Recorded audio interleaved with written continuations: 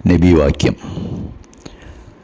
ദൈവവിശ്വാസികളിൽ ഉത്തമർ സൽസ്വഭാവികളാണ്. അവരിൽ ഏറ്റവും നല്ലവർ തങ്ങളുടെ ഭാര്യമാരോട് നല്ല രീതിയിൽ വർത്തിക്കുന്നവരാണ്.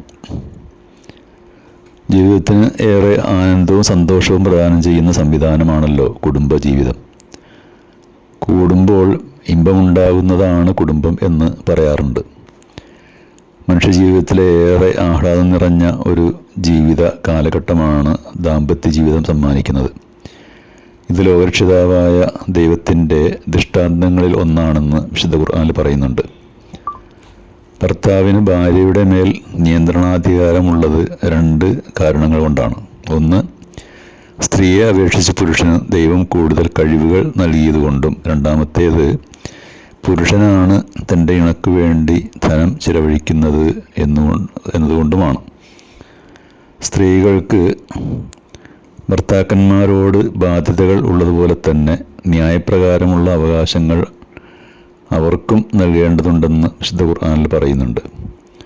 ഭാര്യയ്ക്കും മക്കൾക്കും ചിലവിന് കൊടുക്കൽ ഭർത്താവിൻ്റെ കടമയാണെന്ന് ഇസ്ലാം പഠിപ്പിക്കുന്നു.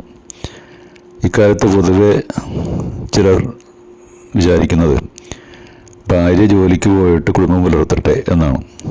ഇത് ഇസ്ലാമികമായ ഒരു സംസ്കാരത്തിൽപ്പെട്ടതല്ല എന്ന് കരുതി വീട്ടിൽ വെറുതെ ഇരുന്ന് ബോറടിക്കുന്നതിന് പകരം സ്ത്രീക്ക് ചെയ്യാൻ കഴിയുന്ന ജോലികൾ അവരുടെ സൗകര്യം അനുസരിച്ചൊക്കെ ചെയ്യുന്നതുകൊണ്ട് വിരോധവുമില്ല.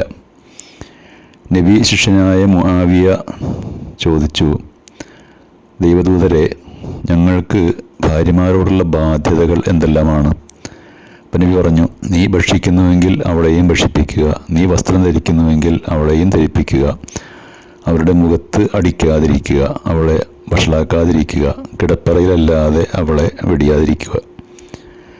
ഇമാം നവവി പറയുകയാണ്, ഭാര്യമാരോട് ആർദ്രതയോടെയും കാരുണ്യത്തോടെയും വർത്തിക്കേണ്ടതുണ്ടെന്നും അവരുടെ മാനസികവും ശാരീരികവുമായ ചപലതകളും ദുർബലതകളും പരിഗണിച്ചുകൊണ്ടായിരിക്കണം അവരോട് ഇടപഴകേണ്ടതെന്നും അവരുടെ ചെറിയ ന്യൂനതകൾ വലുതായി കണ്ട് വിവാഹമോചനം പോലുള്ള കടുത്ത തീരുമാനങ്ങൾ എടുക്കരുതെന്നും അവരുടെ എല്ലാ കുറവുകളും ശക്തമായി പരിഹരിക്കാൻ പുറപ്പെട്ടാൽ വിവാഹബന്ധം മുറിയലായിരിക്കും ഫലമെന്നും ഉപദേശിക്കുകയാണ് തിരുനബി ചെയ്യുന്നത്.